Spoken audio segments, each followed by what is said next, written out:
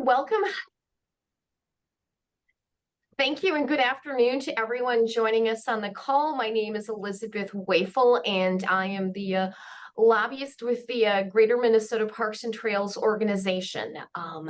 And really excited to have all of you join us today to talk about a topic that I think has been on everyone's mind since the legislative session ended and maybe before, and that is, okay, marijuana is legal. Now what do we do about it in our parks and trails? And so we thought we would make it the topic of one of our monthly discussions. And Kyle Hartnett from the League of Minnesota Cities graciously agreed to help us with this discussion.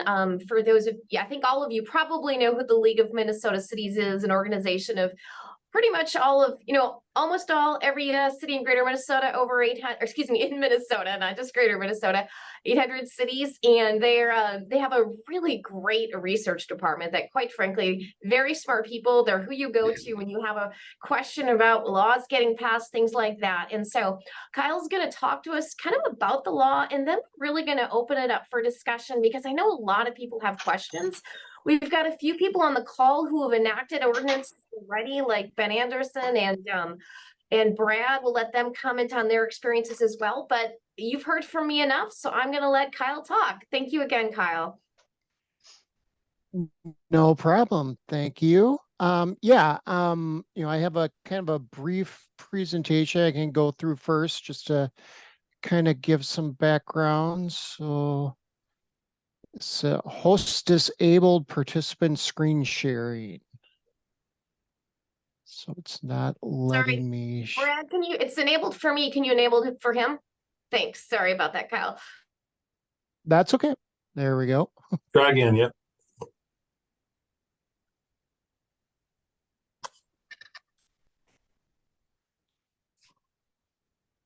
All right. So my name is Kyle Hartnett. I'm the assistant research manager with the cannabis issue. Basically, since last year when the edible law got changed, I started working on that quite a bit. And then as the new law got enacted this year, so I've been working with our legislative team as the bill went through the legislature and tried to find red flags. Probably didn't find them all, but I've been working on that quite a bit over the past year. Briefly, really, hopefully I'll go through this fairly quickly and then we can have discussion on what questions you folks might have. But to, kind of go through just kind of basic, what is legal now starting August 1st of this year? What changes were made? What do we see coming in the future? And what steps we see cities should be taking or thinking about. Also applies to counties, depending on how, what you're up to if you're a county. A lot of these same considerations will be something your local jurisdiction will want to take a look at. So as of August 1st, what is legal? Well, the edible law is, those remain legal. Going into the session, there was little questions whether there are going to be tweaks to just the edible legislation or if there was going to be full-blown legalization of cannabis. And as it turned out, there was that cannabis legalization, but they did do some tweaks to the edible product provisions in the law. This edible products are now governed by the Department of Health.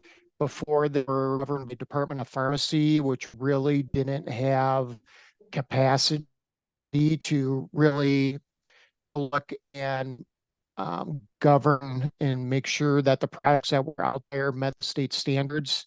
Bumped up those standards, made it clear actually has some testing requirements now, better defines where the testing needs to take place. Before, the didn't really define what what a laboratory was. So it was kind of questionable on who was issuing certificates that the products met the requirements. And it really part of the changes put in more restrictions on the retailers, just more of that public health kind of protections, making sure products were behind the counter, making sure that they do age verification. A lot of kind of the holes that were in the previous legislation, that in a lot of cities that started licensing these products, they kind of filled in those gaps through the licensing, and now that came part of the law now. So these are the new requirements. Some other changes that were um, made in the law, kind of deal with, what the products need to be. Again, need to be located behind the counter, that kind of thing. The other big change was these products can now be sold at exclusive liquor stores. So you'll probably see those around. Before, the law really limits what can be at what a liquor store can sell, and it didn't include the edible cannabinoid products. So therefore, they were not allowed to be sold until this changes in the law were made. Other clarifications in the new law: you can now, these edible products, they can be sold for on-site consumption if the retailer holds an on-sale liquor license, as long as it meets certain conditions. The big thing is now all retailers must register with the state by October 1st of this year, just as a way for the state to kind of keep track of who's selling these products at this point. So you know, these low potency products are out there more and more. So now, kind of more what became legal on August 1st. Now cannabis possession is legal in the state.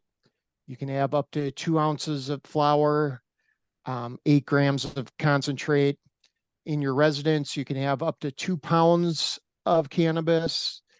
And then they've added to the law, possession in a motor vehicle is pretty much the same as the open bottle law. So it either needs to be in the original packaging or be in an area not accessible by the driver, typically the trunk, if there is one. So the law did put some restrictions on where cannabis can be possessed. It limits it at schools, state correctional facilities, federal property. If you're under 21, you can't possess it. And again, that can't have an open container in a vehicle. So the law specifically authorized individual 21 or older, they can use products in the certain areas, basically their residence, any private property, unless the owner prohibits it. So, basically your neighbors, or an event license for on-site consumption, which eventually those will be issued by the Office of Cannabis Management. So those events won't be coming around for quite a bit. So really right now, the law allows you to use it on private property, and as long as the owner of that property allows that use. So, but the law did not really limit where cannabis could be used outside of that. Basically, it said you can't, local jurisdiction can't prohibit it in those areas on private property. But with these few exceptions. Otherwise, it didn't really limit where that use could be. It did limit where, said you can't use it where the Clean Indoor Air Act would prohibit smoking otherwise. Can't use it while operating a vehicle. Kind of those same areas where you couldn't possess it, you also can't use it. So this has kind of led a lot of cities trying to figure out, where are we gonna, how do we limit the use of cannabis in public, or do we want to limit the use of cannabis in public? Because under the law, it seemed that, somebody could be walking down the sidewalk smoking cannabis and there wouldn't be anything local jurisdiction could do about that. And it wasn't what a lot of cities anyway, what they kind of pictured for their communities. So part of the law allows cities to adopt ordinances or counties prohibiting the use of cannabis in a public place, as long as a public place does not include someone's private residence, in their yard, that kind of thing, other private property not generally accessible by the public, and at those events. So we've seen a lot of cities, or a fair number of cities, adopt ordinances basically prohibiting the use of cannabis in the public place.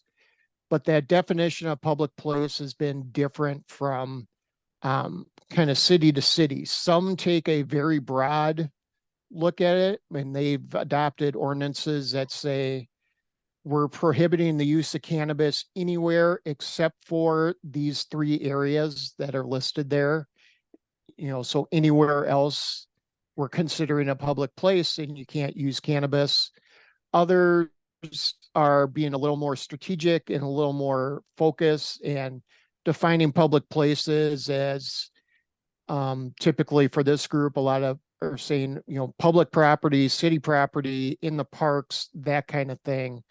That's where we're going to have our ordinance be in effect, and you can't use cannabis in those areas. So it's kind of, others have expanded that a little bit more, and, in on the streets, in alleys, in the right of way, that kind of thing. They've defined public place to include that and are prohibiting the use of cannabis in those areas. What we have found is a lot of cities have adopted ordinances already dealing with smoking of tobacco that would prohibit the use of tobacco in certain areas, whether it be in a restaurant or a bar, even if it's outside or within a certain distance of the doors or in city parks, that kind of thing. And a lot of times those ordinances, the way they're written broadly enough that it would include the smoking of cannabis already. So there wasn't any changes that need to be made. Some of them I've seen actually included cannabis in their definitions of a prohibited product. So it was already illegal to smoke that. And a lot of them, are very broad. It, include any kind of plant product or any kind of weed or anything. So they drafted in a way that's broad enough that, hey, now if there's a concern, we don't have to determine what exactly is being smoked. We know it's some kind of plant product. So then we know that's a violation of our local ordinance and we can take action as a city. So what's coming in the future for cannabis sales? Just kind of for your information here. So the new law set up the Office of Cannabis Management that will be the state agency to issue licenses for cannabis. Until the state starts issuing licenses, it is still illegal to be selling cannabis within the state unless you're on tribal land.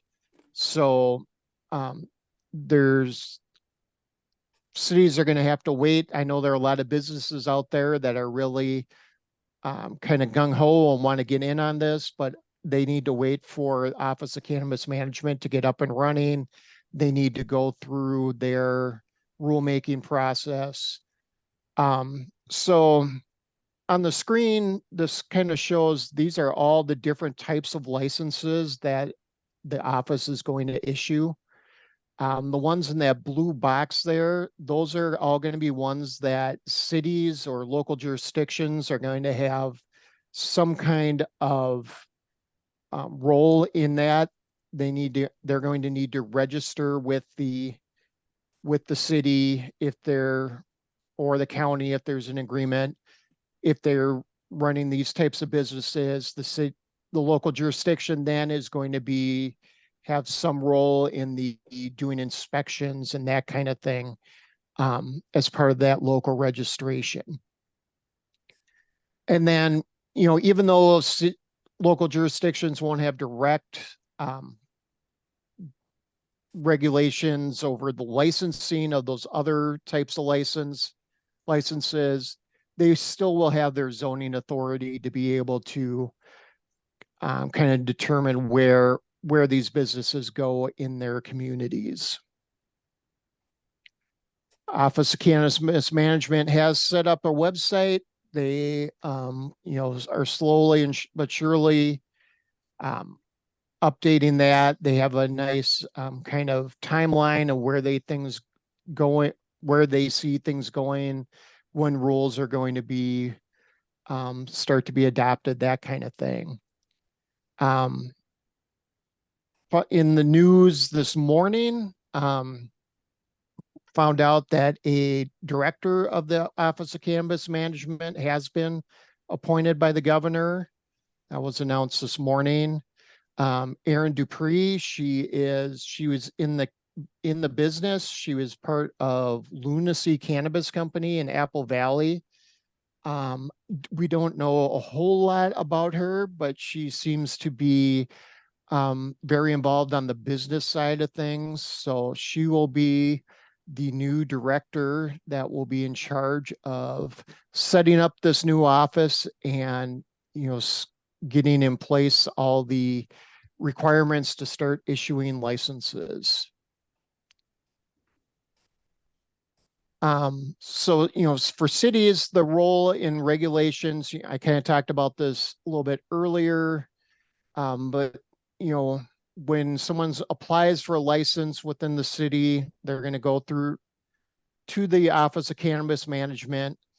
OCM is then going to go to the city, make sure they have whatever zoning approval they need. Then the cities will issue registrations based on that. They'll be the ones doing the compliance checks. And as part of all that, cities will be able to collect a portion of the 10% tax that's going to be on the cannabis products. Part of this, cities will have and counties will have the ability to limit the number of registrations within their cities to one per 12,500 residents. They don't have to limit it to that, but it does allow some kind of limitations. So mainly the concern was you have cities or communities on the border where people might be coming across state lines to get product, and they might have more than what they consider their fair share of these businesses. So, what we're telling local communities to do at this point, some are looking at moratoriums. The law does allow moratoriums on cannabis businesses going forward until 2025. A lot of cities don't think this is a big deal because since no one can get up and operating until OCM gets up and running and starts issuing licenses, there's not a real need for a moratorium. But some cities like the idea, so that when someone comes into the city, starting to look at places for businesses, they can say, well, we have a moratorium on this. We're taking a look at the issue. we're doing our studies to kind of figure out what our zoning regulations are going to be going forward. A lot of cities had done the licensing of the edible products before the new law went into place. It seems those licenses can, those cities can continue to with those licenses if they want to, and make sure that the new restrictions within the state statute are being met. Cities can consider whether they want to start licensing at this point.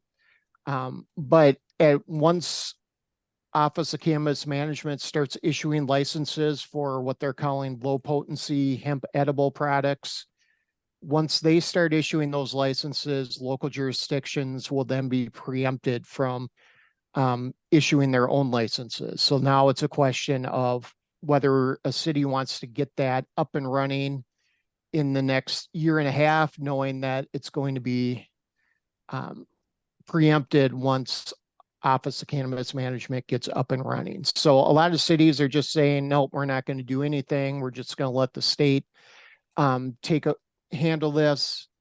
The Department of Health now they've started the regulations of these products, and as part of that, they have a complaint form where you can go in, fill out if you see products being sold that don't meet the state requirements or have concerns that the products might not meet those requirements. And then they will go out and do the inspections, and they have certain authorities, whether it's fining or embargoing products or that kind of thing.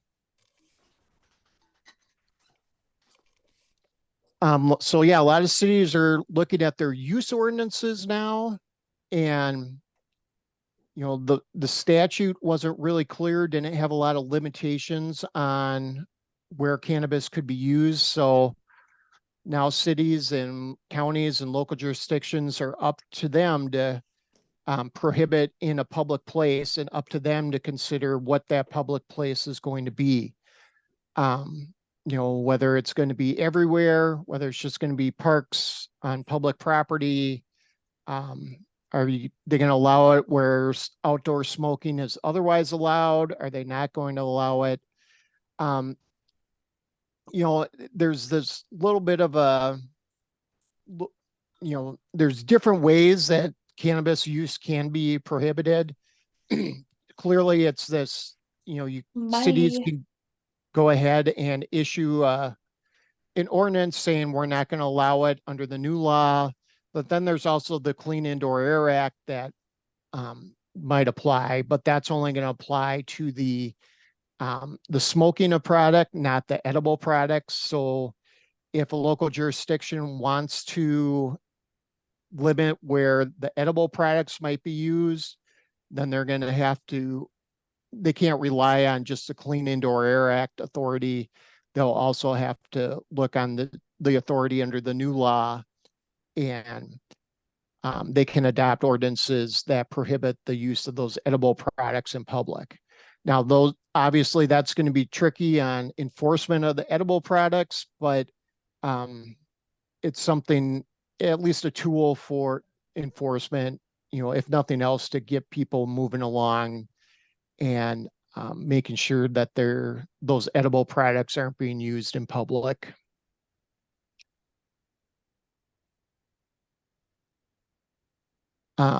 Public safety is always is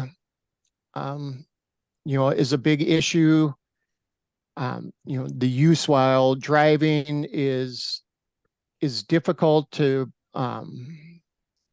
go ahead for law enforcement to issue citations on that, or more difficult than alcohol, because there's not that clear test of like there is for alcohol, where they can blow into a breathalyzer, and there's the assumption if your blood alcohol levels at a certain level, you are impaired.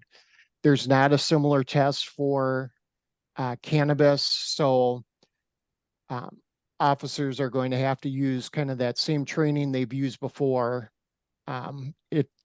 Before it was easier because you could say, well, they had a product that wasn't legal, so they might have those charges. But Now, with the new law, because it's legal to possess, they're going to have, if they believe someone is impaired, they're going to have to go through kind of that on the spot um, analysis of whether someone appears to be impaired or not.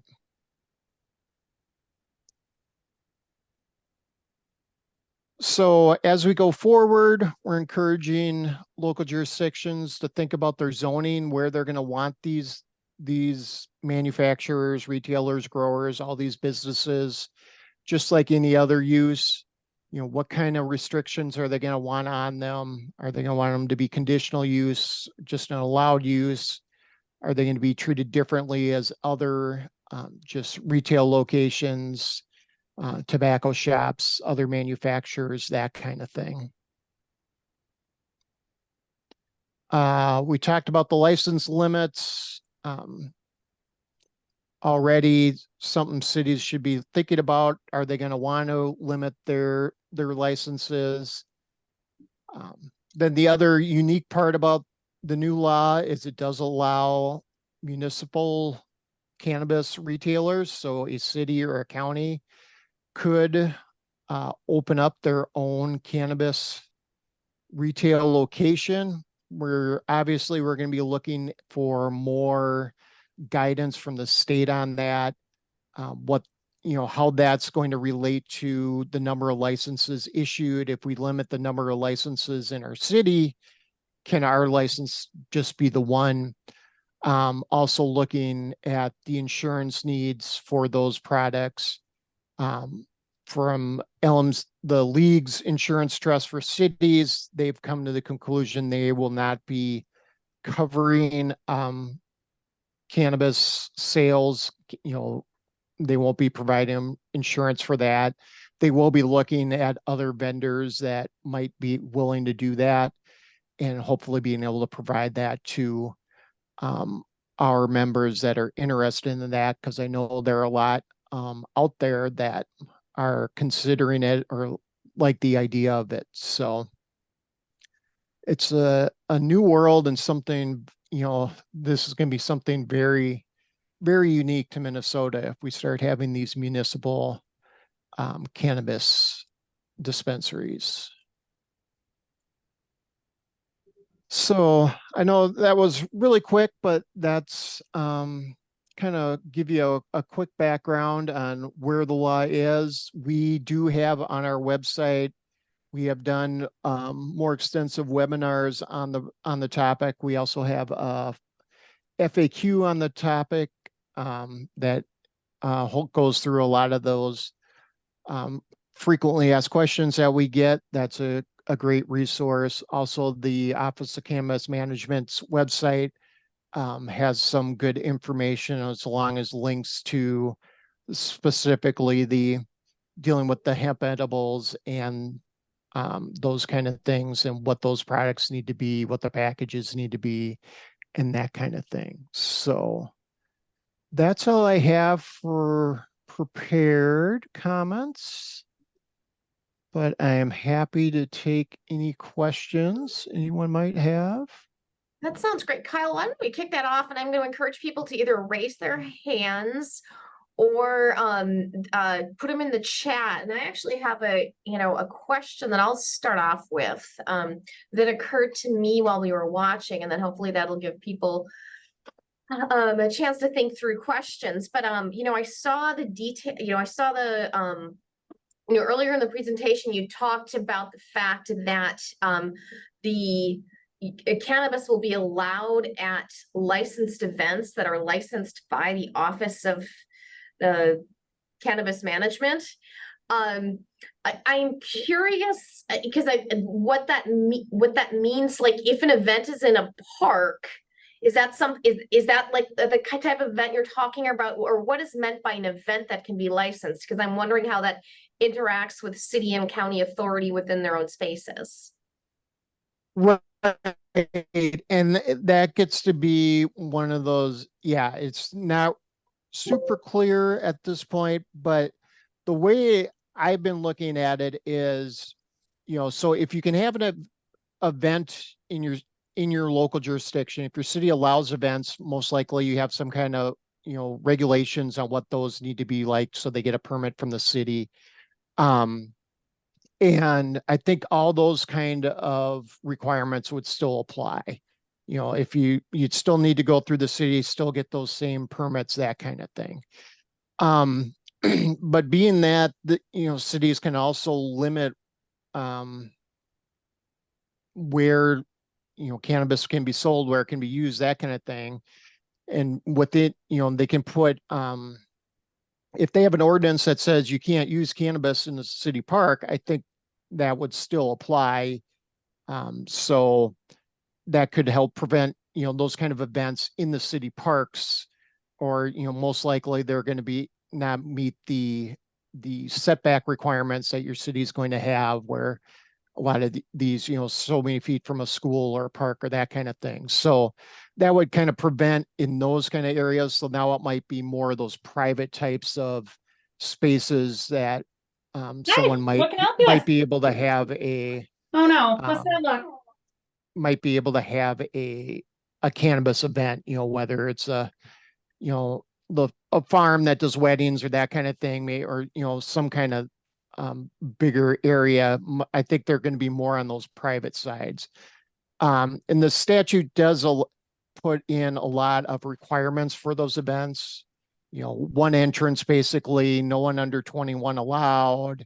You need to have security. It's so there's going to be a lot of requirements that I think are going to be hard to meet, especially, and with that limitation on age and that kind of thing. I think some of the concern is, are we going to have people selling cannabis products at our town festival next to the snow cones and the tilt-a-whirl? And I don't think that's going to meet the other requirements in the statute and in local ordinances. So I don't think that's where this is going to end up. Great. Well, thank you. Who else has questions out there? Got a screen full of people, and I know you have questions. And also, I know both Brad Harrington with Wright County and Ben Anderson with Stearns County. Your counties have adopted ordinances for parks, and I don't know if they've gone into effect, but if you have any comments you'd like to add, I'd welcome that now.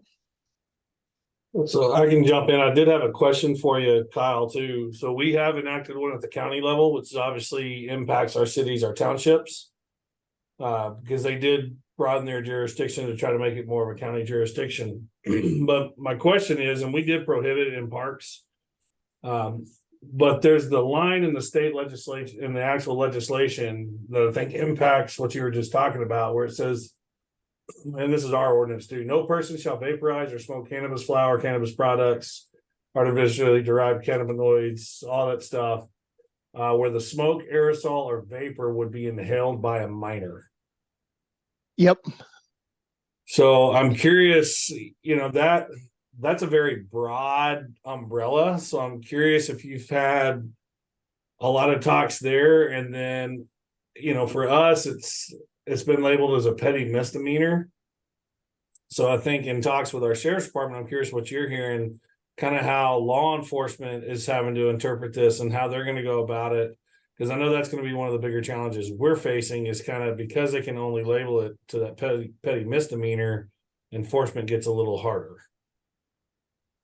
Yeah. I mean, so there is a provision in the statute, like you said, that prohibits the use where it might be inhaled by a minor. I think that gets, as a practical matter of enforcement, I think that's going to be difficult. But I do think it's something that, as you're looking at your ordinance more generally, it's kind of, something you can put in that here's the reason why we're limiting, in parks, because there's a greater likelihood and that kind of thing. Yeah, I think it's going to be difficult to just charge somebody under that provision of state statute that says, well, you were using it whereas a minor might inhale the vapor. I think that's going to be tough to enforce. So the more specific local jurisdiction you can have, the better. Yeah. how would you see that playing though? Like you mentioned festivals, special events, those kind of things. I would think that would be, from your standpoint, I would think that would be a line that a city or an entity, it's like a Parks and Rec department. If you're holding a large festival, you'd be able to kind of lean on that too, that you wouldn't have those products coming into your festival to try to sell or market or do those kind of things.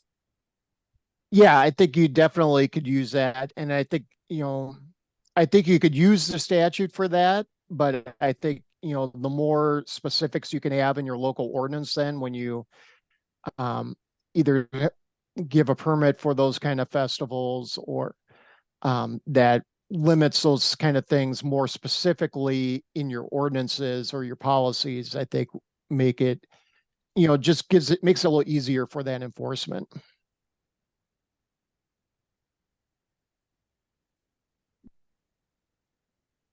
Thank you. Ben, do you have any comments on how it's been? I know you just have recently enacted or made some changes in Stearns County. How are things going there? Yeah, so the Stearns County Board adopted their ordinance on August 22nd, and I'm still unclear if it has been fully enacted or not, if we've done if it's been published and all that in the paper. I had the question out, but haven't got a response back yet. But basically, this was an effort that was taken on by our county's attorney's office and our sheriff's office. They were very supportive in putting in place this ordinance prohibiting the use of cannabis in a public place. And our county took the stance of being pretty descriptive on what that public place means, meaning a public park or trail, public recreation area, street, sidewalk, anything publicly owned, property wise, any enclosed areas. And then I'm not going to go through all of it, but then they did label out those exceptions, as Kyle did point out earlier in his presentation as well. And then they did also call out what place of public accommodation means as well, business, entertainment, recreation, things of that nature. The reason that I, on the Parks and Trails side of things, was excited that our attorney's office and our sheriff had taken the stance that they did on this is that one of our parks, our most heavily used park, Quarry Park and Nature Preserve, we don't allow any intoxication in that park to begin with, meaning it was just alcohol at the time. So we were trying to figure out, well, if we don't do something with cannabis, and that's a form of intoxication, how are we going to allow that to occur if we don't allow this other form to occur? And it's basically because of the risk of the two swimming quarries that are out in that facility. So I was happy to see that they came through, and they said the prohibited acts are any use of it, really any form of cannabis in any public space, not just smoking. And lower potency hemp edibles as well, or hemp derived consumer products. So yes, there are some concerns on, are we going to know the difference between a regular gummy bear and one that's has cannabis in it? Probably not, unless it's in the package. But I've taken, and what I consider is it just gives us another tool. So, I mean, most of the time we're not out there directly looking for, somebody's got to give us a reason to have some sort of interaction to move this forward. So that petty misdemeanor side of things, it's a payable fine up to $300 in our ordinance as well. $300 isn't, that's fairly substantial for most people. So hopefully, if somebody gets hit with a fine a time or two, it's enough. But yeah, it doesn't climb to that misdemeanor level. But that's the same as our smoking ordinance that we have within our parks that's limited to certain areas. So yeah, that's where we're at. I can speak as well. I know that our Wright County attorneys worked fairly closely with Stearns County, so our ordinance mimics Ben's very, very closely. So the same with the public accommodation, we've defined all that, and same thing where Ben mentioned that it's not just the smoking, it's all the lower potency, all that stuff. We have all that in there as well. So, and I provided a link over in the chat for anybody that wanted to go look for ours. It's kind of hard to find on our website, so that's why I put that over there. And the other thing And the other thing our county did do as well is that they put the intention of the cannabis ordinance is that any city or town can supersede and preempt the county ordinance if they so choose. So That's one of the differences between ours and theirs. Ours is the ordinance shall be applicable within the legal boundaries of Wright County. So, curious, Kyle, for you and for anybody else on there, I know one of the issues we're kind of worried about is more like our campground use.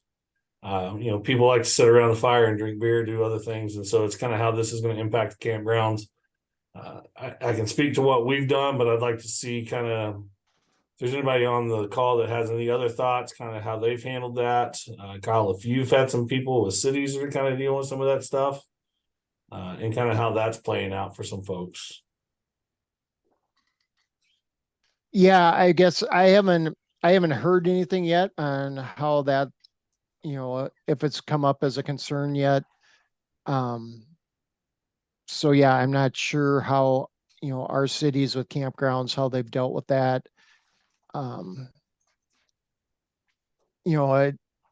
Whether they're just banning it in the campground altogether, or whether they're, and then it would be under that use ordinance, or whether they're trying to do some kind of other limits. But yeah, I'd be interested if anyone else has taken a look at that yet. This is Jesse with Renville County Parks. Hi, Jesse. Hey, so Renville County at the last county board meeting addressed it. We made the county's attorney's office made the county ordinance that use period in the park is prohibited, and it's a petty misdemeanor. It doesn't matter. From my understanding, if you're sitting around a campfire, walking down a trail, or sitting in your tent, it's prohibited in the park. Is that how others are handling it? I don't know if anyone else has gotten that far in enacting their ordinances. So here's kind of the question, because we're the same. That's how our ordinance reads. But as we all know, enforcement becomes an issue. Mm-hmm. So sometimes what our ordinance read aren't necessarily what we're going to get on enforcement. So like one of the things I inform my staff, because we love our sheriff's department, they do a lot for us and they've got their hands tied in a lot of different ways. So we know they're not us. We call on that. They're not probably going to come for something like that. It's just not their time. And so although we remind them that, hey, it's not allowed inside the park, and then if they argue, that's when we call. So it's kind of a first warning, and then we call our sheriff's department, our park rangers, to try to get them to come in. But I've really taken the opportunity with my managers to try to educate people, because I've noticed there's just not a whole lot of true education with this. We had somebody that the day it was legal, literally looked at somebody in the park, said, yep, we were down at the dock last night and lit up, and there's nothing they can do about it. And we're like, okay, we got some education to do. So Jesse, I'm with you. That's our county enacted it, but it's really kind of what's the real working, how are people really handling it when it comes down to the nuts and bolts? Because we know it's not always going to get a phone call to get police out. Oh, absolutely. Like I told my park staff as well, it's a lot like the noise ordinance after 10 o'clock. You go and ask them, turn it down. Unless if it really turns into an issue, law enforcement probably isn't going to do much about it, but they certainly have it in their back pocket, need be.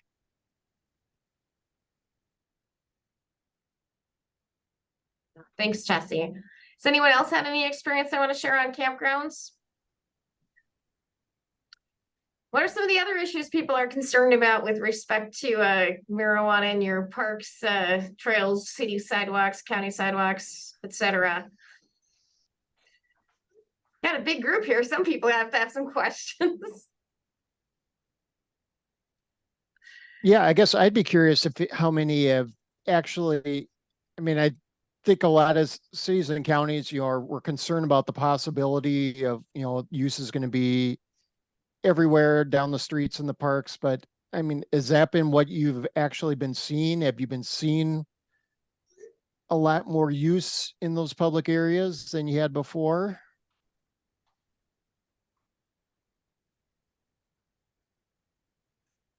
Ben? I'll speak up. I think we've actually seen less. We've had the reverse effect almost when it became legal. It's like, oh, it's not as fun anymore. No. But it's so yeah, it was kind of interesting because I would say, yeah, we see it less than what we did. Do you think it's moving into houses rather now that people can do it legally, or just hard to tell? Hard to tell.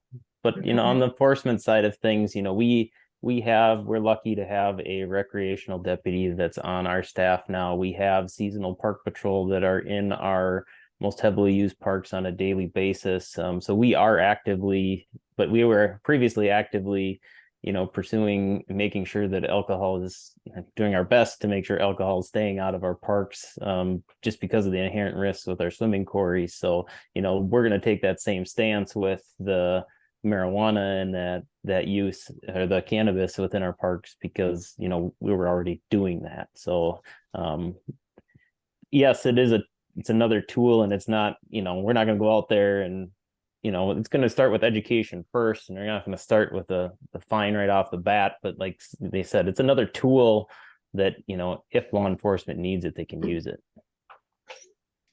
Looks like we have a hand raised up in the corner there. Thank you. Steve Holland from Pine County. I'm a commissioner. We passed an ordinance.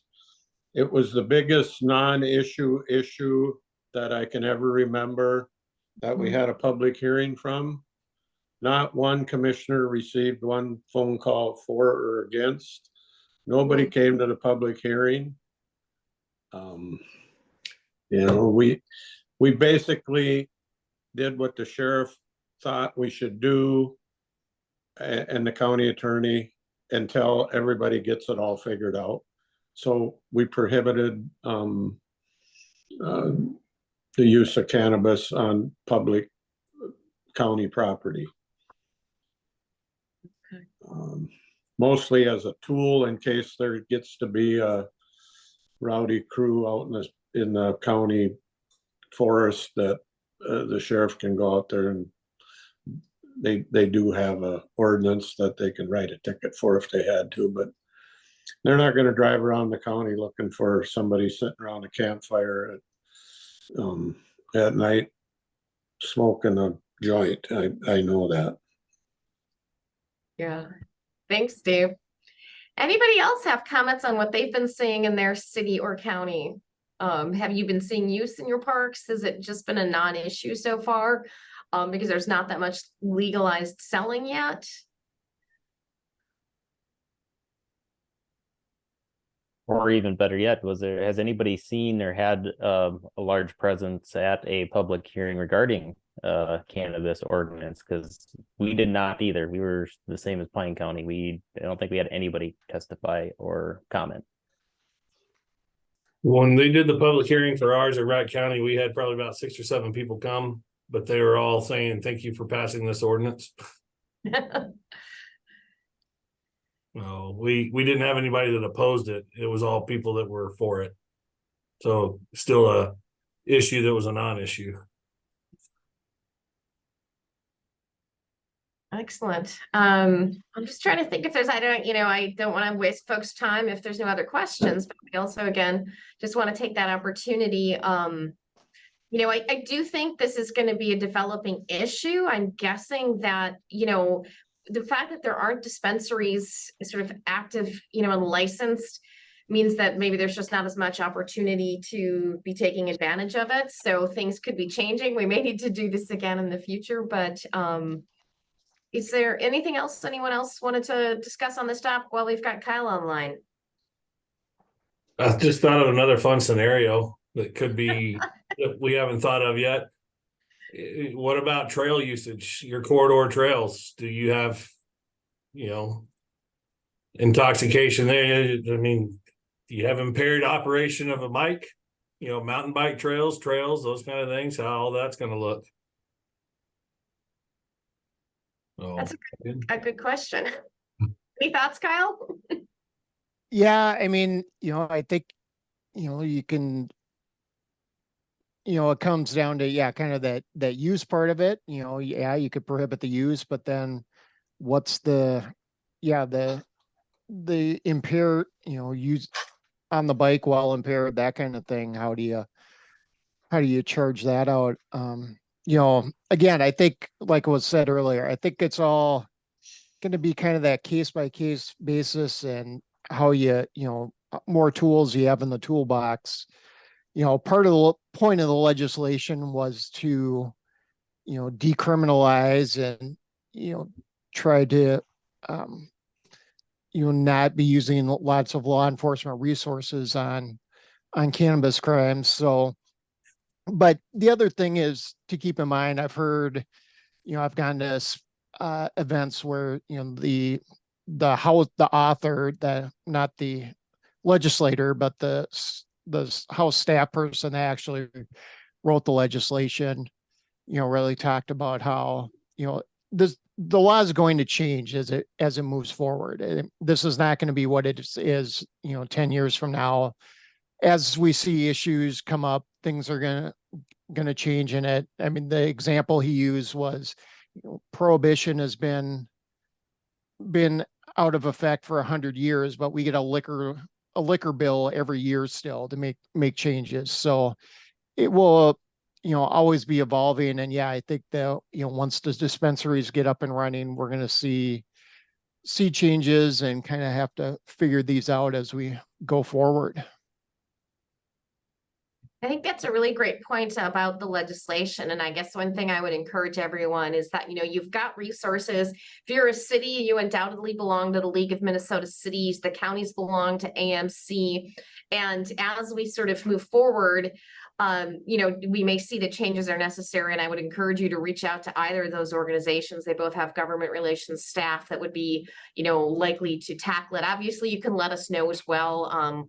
With respect to parks, because we do work closely with organizations like those, but I think those are really important. So, well, I'm just going to make one last call for questions. Ben also put his Stearns County ordinance on there as well, and we will be sending out in our newsletter next week a wrap up of this with hopefully I can get a copy of Kyle's presentation, as well as we'll put links to what was shared. I do want to remind everyone that our annual meeting for the Greater Minnesota Parks and Trails Organization will be happening down in Byron at Olmsted County's newly revitalized park. It's going to be pretty exciting. There's a sign up there. You can do it. Join us in person or via Zoom. It will be a great event. But last call for questions. Well, seeing none, again, big thank you, Kyle, for coming and showing up. I hope everyone got some of your questions answered, and we'll continue to discuss this issue. Thank you, everybody. Take care. Thank you all. Have a great day. Yep. Bye-bye. Thank you. Bye.